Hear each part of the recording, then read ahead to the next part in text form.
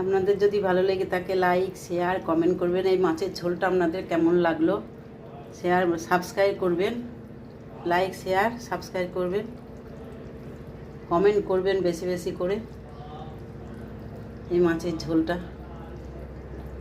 Thank you. আপনাদের যদি ভালো লেগে থাকে লাইক শেয়ার কমেন্ট করবেন, সাবস্ক্রাইব করবেন।